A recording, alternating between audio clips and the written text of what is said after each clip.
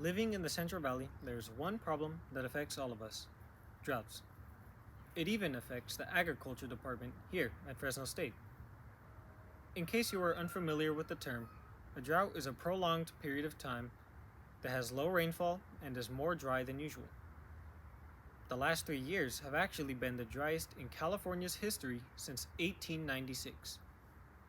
I feel it is necessary to speak on droughts, so I'll bring up 3 topics about them. Those topics are some factors that can intensify them, the city of Coalinga and how they are dealing with it, and what it means for the farmers and crops that feed the nation. First, let's discuss key factors that make droughts worse.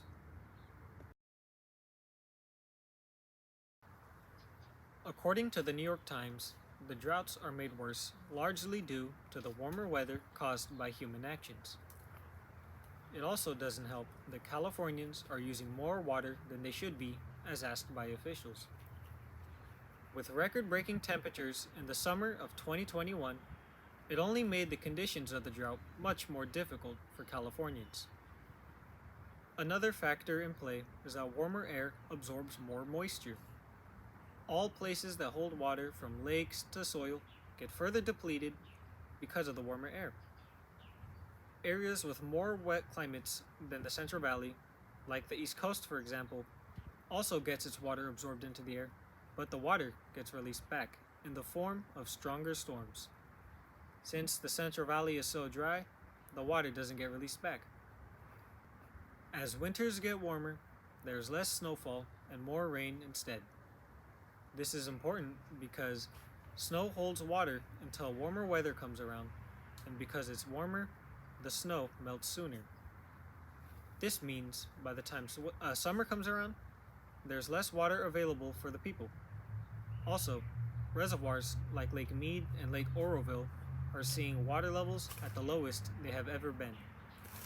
Second, let's discuss how the city of Coalinga is affected by the drought.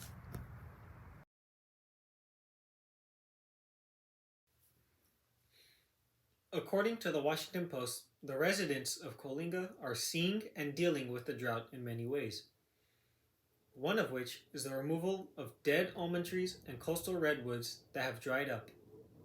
Another is being told they cannot water their lawns in an effort to save water. In another instance, where a fire hydrant was being tested, it released compacted dirt instead of water. Some residents are preparing for the worst and are stocking up on water. What takes up about 20% of the water in Coalinga is the state prison and psychiatric hospital a few miles outside of the city. A council member of Coalinga says that the hospital could do without the landscaping to save more water, but the hospital has already been under a drought plan for several years. The hospital has already removed grass areas, other plants, and limits shower time for patients in an effort to save more water. If a solution can't be found, Coalinga would have no other option than to buy water, but at a very high price. If this were to be their route of action, it would cost a quarter of their $10 million budget for a year's worth of water. One council member expressed that the markup in water prices is criminal. Coalinga officials came to the conclusion that they have until December of 2022 until they are out of water. Last, let's discuss how farmers and crops are affected by the drought. According to the New York Times, farmers in California are trying to decide how to best use what water they have and which crops to grow. For instance, one crop in particular is almonds, which have been described as a very water-demanding crop. Not only that, heat, location, and irrigation method could all change how much water is needed for almond trees. Due to how much water and space it takes to grow almonds, some farmers are deciding not to grow them despite making a lot of money.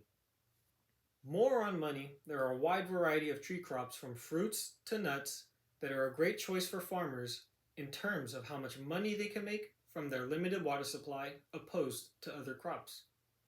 For example, crops that are consumed by humans make up 45% of California's total crop revenue, and crops that are used to feed cattle make up only 4% of the total crop revenue. With limited water, farmers are prioritizing the choice to grow the higher value crops. Today, I talked with you all about the droughts we face here in the Central Valley. You now know what can intensify them, the city of Coalinga, and how they are dealing with it, and what it means for farmers and crops that feed the nation. If us humans don't limit our carbon footprint, these high temperatures we are having will only get higher and the drought will get worse as a result. If the droughts get worse, more cities will run out of water, much like Coalinga is right now. Not to mention, California is the leading state when it comes to agriculture, and if we don't have water for our crops, it would be bad to say the least. Personally, I haven't been affected as severely as others have been by the drought, but I still try to limit how much water I use every day. Not until we get a major rain season like we've never seen before, we are going to have to continue to endure and adapt to the drought.